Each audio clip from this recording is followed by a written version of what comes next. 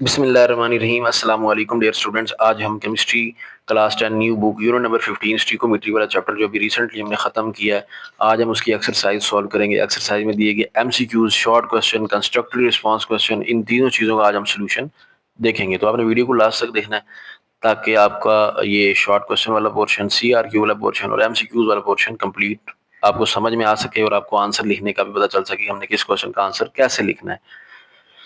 तो आपको पता है कि शॉर्ट क्वेश्चन जो एक्सरसाइज में दिए गए हैं उनकी बहुत ज़्यादा अहमियत है। 9th में भी बहुत ज़्यादा पेपर एक्सरसाइज से आया है और 10th में भी ऐसा ही होगा। तो एक्सरसाइज से समझिए 70% आपका पेपर आ जाता है, तो इसलिए एक्सरसाइज को कभी इग्नोर नहीं करना आपने। तो मैं आपको यहाँ बड़े आसान किस्म के आंसर लिख के दूंगा कि आपको बड़ी ईजिली याद हो जाएंगे। तो स्टार्ट करते हैं। सबसे पहले एमसीक्यू का क्वेश्चन है, तो एमसीक्यू पहले सॉल्व करेंगे। Volume occupied by 15 moles of ammonia at RTP. Room temperature और प्रेशर पे 15 मोल अमोनिया के कितना वॉल्यूम ऑक्यूपाई करेंगे। अब देखें, एक मोल कितना वॉल्यूम ऑक्यूपाई करता है किसी भी गैस का, वो होता है 24, हमने पढ़ा हुआ है। तो 15 मोल कितना करेंगे, तो 24 को 15 से मल्टीप्लाई करा दें। तो मल्टीप्लाई कराते हैं जी, 15 मल्टीप्लाई बाय 24, ठीक है। एक मोल 24 डेसीमीटर क्यूब है, तो 15 मोल 15 दरब 24 360। तो पहले एमसीयू आप लगाएं 360, पहले का सी ऑप्शन करेक्ट।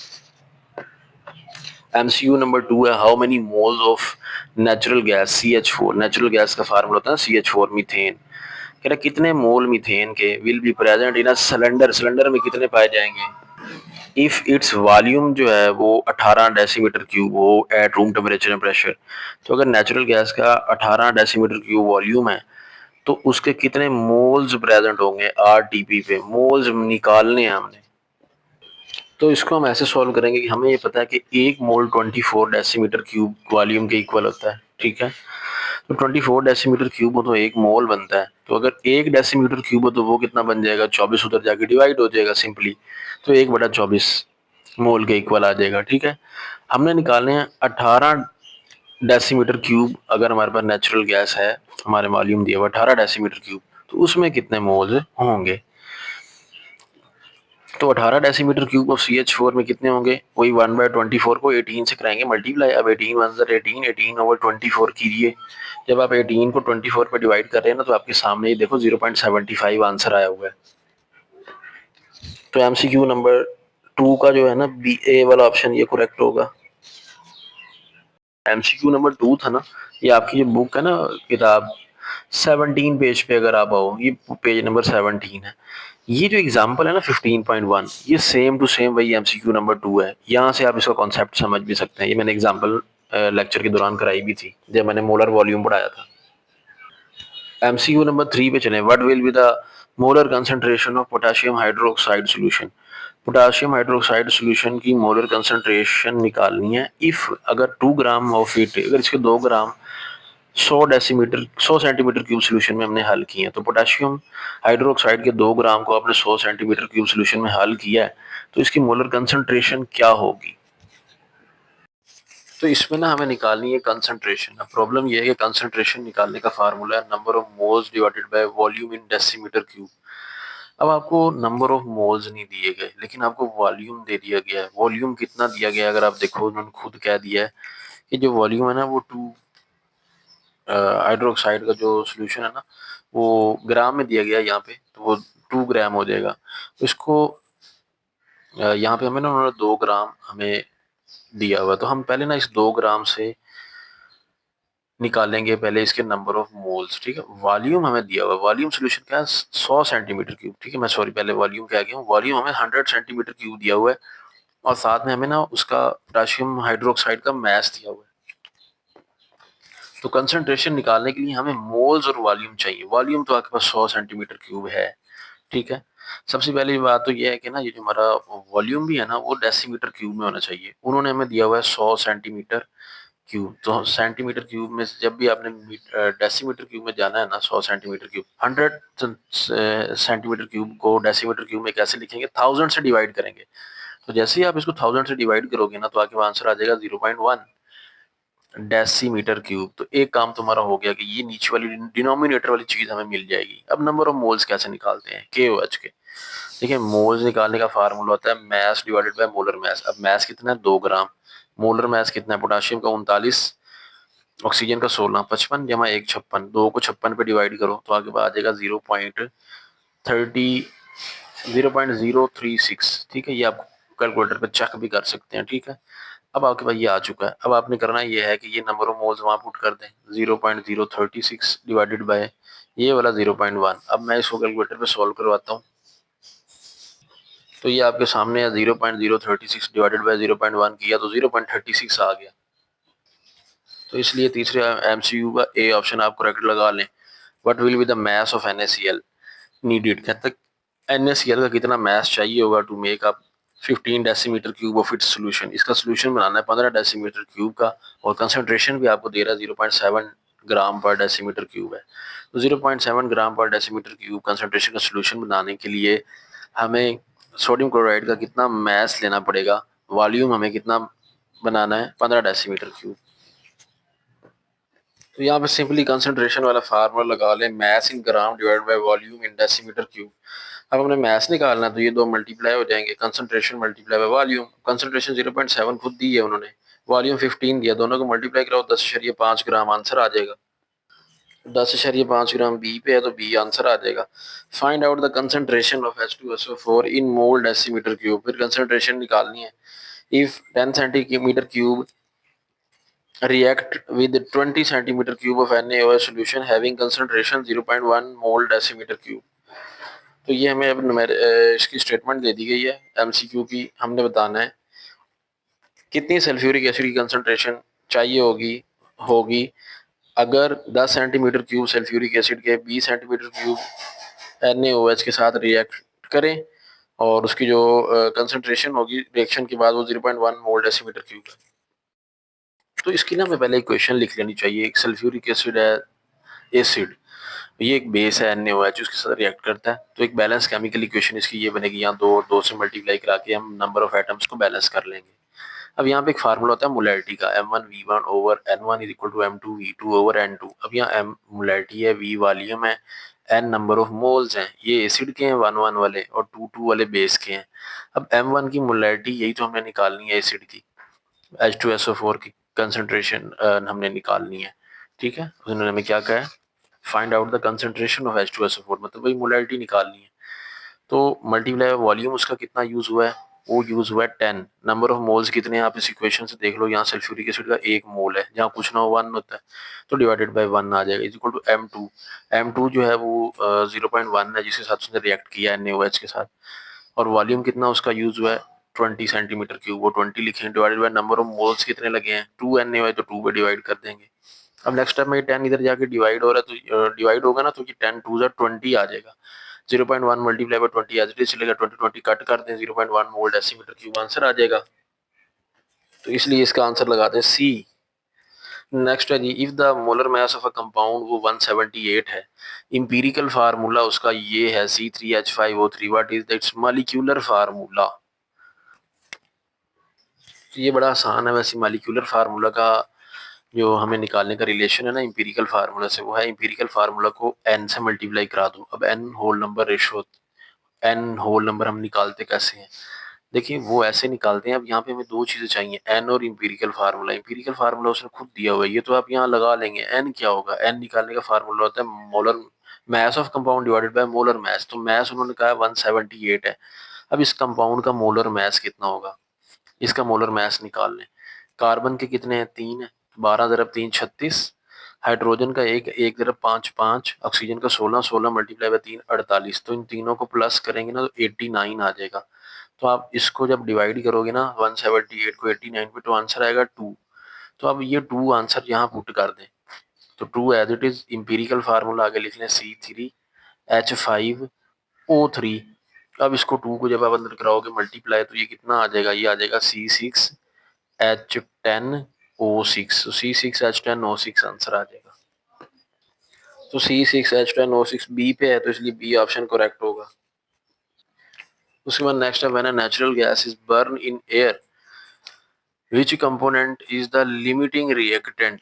कौन सा लिमिटिंग रिएक्टेंट होगा, बोथ कंपोनेंट्स एयर और नेचुरल गैस दोनों ही लिमिटिंग है, नाइदर इज लिमिटिंग है, एयर लिमिटिंग है, या नेचुरल गैस लिमिटिंग है। अब देखिए एयर में जो ऑक्सीजन है ना वो 21% है, ठीक है। मीथेन को जलाने के लिए ये बहुत ज़्यादा है, तो मीथेन पहले यूज़ हो जाएगी, तो जो पहले यूज़ हो जाए, जो पहले कंज्यूम हो जाए वो लिमिटिंग रिएक्टेंट होता है, तो इसलिए डी लगा देंगे। लिमिटिंग रिएक्टेंट यहाँ पर डी है। 7 MCQ, option D natural gas. Last MCQ है, if the actual yield of a compound is 0.198 ग्राम और theoretical yield 0.217 ग्राम हो तो what will be the percentage yield। तो परसेंटेज यील्ड का क्या फार्मूला होता है, actual yield divided by theoretical yield. तो एक्चुअल यील्ड ये है 0.198 डिवाइडेड बाय 0.217 करें। 0.198 को 0.198 को डिवाइड कर दें 0.217 पे और मल्टीप्लाई कर दें 100 से, तो आपके पास जो आंसर आएगा 91 है। तो 91.2 जो है ये इसका करेक्ट आंसर होगा 8 MCQ का बी। तो ये MCQ कंप्लीट हो गए। अब हम एक्सरसाइज शॉर्ट क्वेश्चन और कंस्ट्रक्टेड रिस्पांस क्वेश्चन सॉल्व करते हैं। ये एक्सरसाइज शॉर्ट क्वेश्चन टोटल 6 हैं और CRQ 5 हैं। इनके मैंने नोट्स बनाए हुए हैं, मैं आपको उन नोट्स से पढ़ाऊंगा। अगर आप उन नोट्स का PDF लेना चाहते हैं, अगर आपको वो नोट्स पसंद आए तो आप PDF भी ले सकते हैं। PDF लेने के लिए आप इस WhatsApp नंबर पे कांटेक्ट करें, तो आपको ₹100 इसी नंबर पे इजी पैसे सेंड करने पे फुल बुक PDF WhatsApp पे सेंड कर दिया जाएगा, ठीक है। ₹100 में आप फुल बुक PDF ले सकेंगे। सबसे पहला जो शॉर्ट क्वेश्चन है वो है what is molar volume of a gas at RTP। किसी भी गैस का मोलर वॉल्यूम क्या है रूम टेम्परेचर एंड प्रेशर पे। ये डेफिनेशन बुक में भी हमने जब लेक्चर पढ़ा था उस दौरान भी पढ़ी थी। Molar volume at room temperature and pressure is the volume, ये वो वॉल्यूम है जो कि occupy by 1 mole of a gas under a standard room temperature at 25 degree centigrade and 1 atmospheric pressure. तो किसी भी गैस का रूम टेम्परेचर जो कि 25 डिग्री सेंटीग्रेड और 1 एटमॉस्फेरिक प्रेशर पे कोई वॉल्यूम जो होता है किसी भी गैस का, उसको हम कहते हैं मोलर वॉल्यूम एट RTP। और इसकी जो वैल्यू होती है वो होती है 24 डेसीमीटर क्यूब, ठीक है। 24 डेसीमीटर क्यूब इसकी वैल्यूज होती हैं।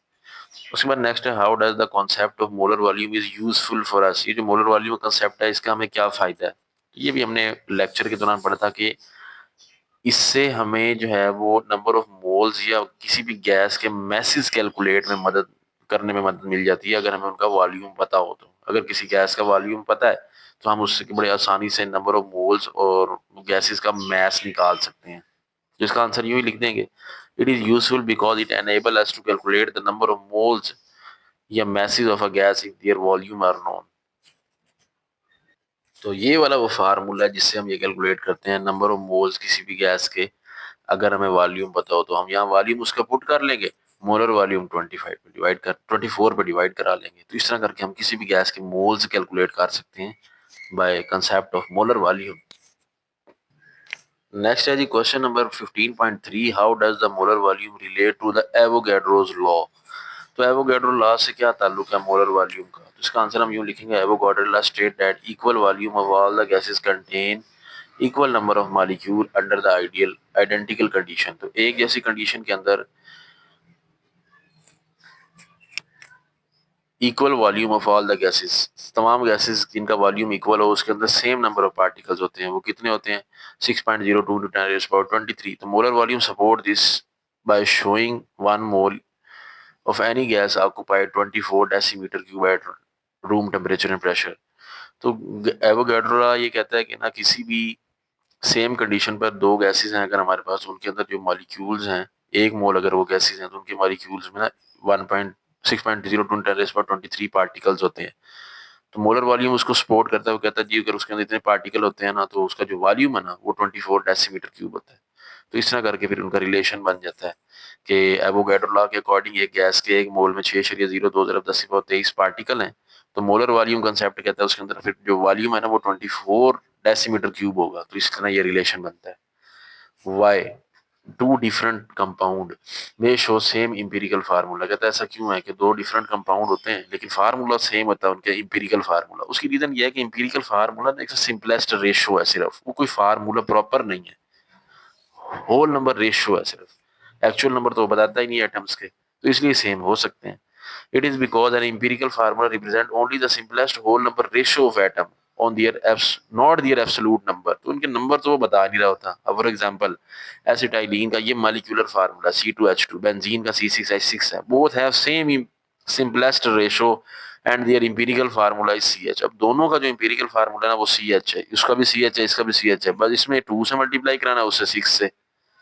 ये इस तरह करके हम इसका आंसर दे देंगे तो नंबर इंशाल्लाह पूरे मिल जाएंगे हमें।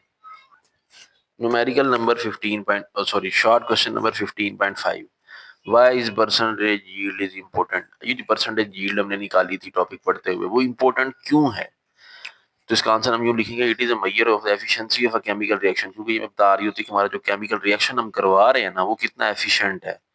Showing how much product was actually obtained compare to the maximum theoretical amount, तो वो ये शो कर रहा होता है कि ना कितनी प्रोडक्ट बनी है।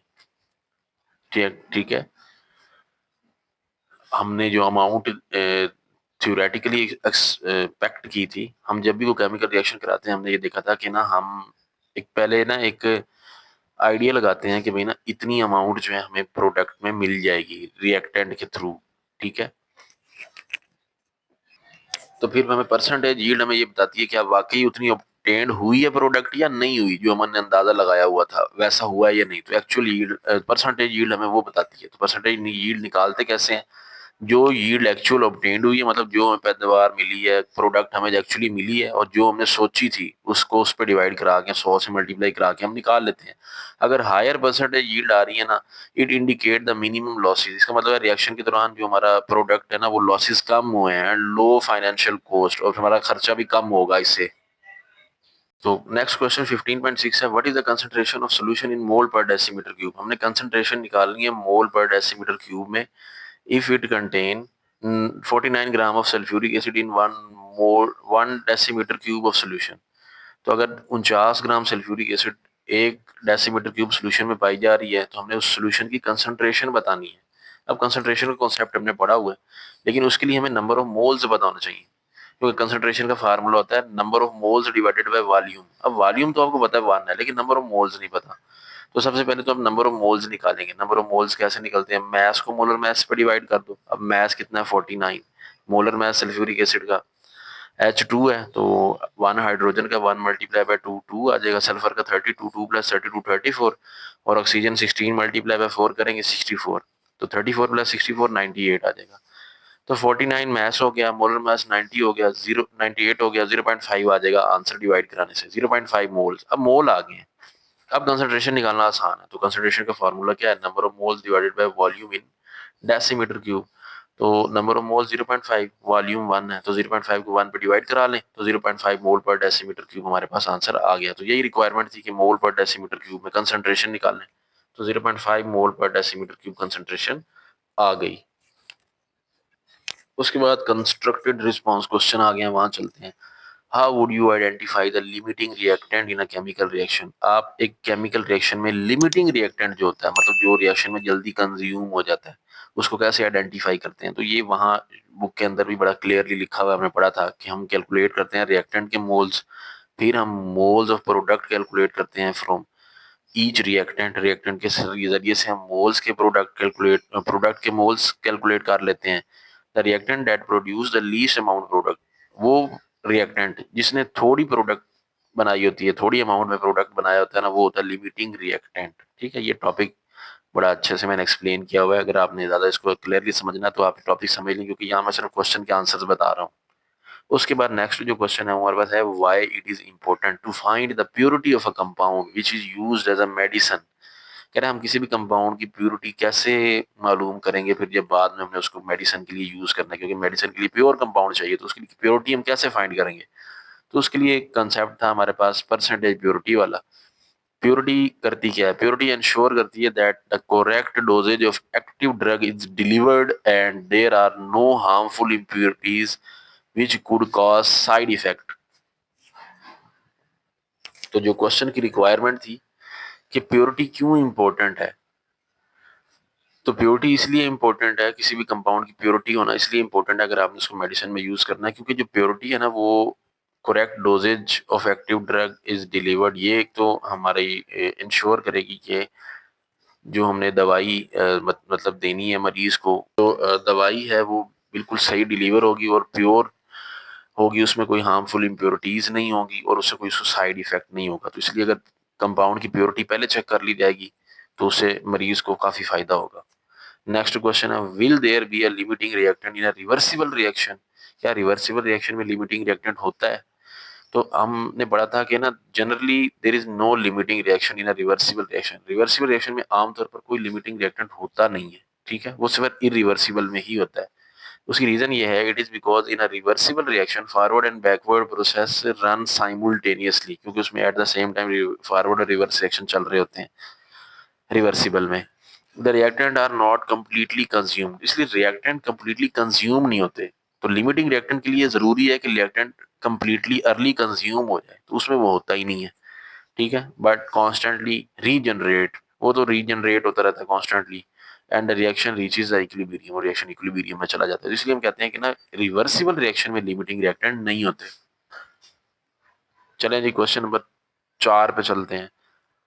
क्वेश्चन 4 में कह रहा है, हाउ डू यू नो, आपको कैसे पता चलेगा इफ फार्मूला इज इंपीरिकल और नॉट, कि ये फार्मूला इंपीरिकल है या नहीं। तो सिंपल सी बात है, अगर वो एक्चुअल नंबर ऑफ एटम नहीं जाहिर कर रहा तो इंपीरिकल होगा। A formula is empirical if subscript of the atom represent the simplest whole number ratio of atom and cannot be divided by a further cannot divided by further by a common factor। वही example benzene वाली ले लें जिसका empirical formula CH है। अब इसका subscript क्या है 1, अब 1 फर्दर कोई नहीं डिवाइड हो सकता, तो मतलब यही इंपीरिकल फार्मूला है जिसका सबस्क्रिप्ट मजीद डिवाइड ही नहीं हो सकता।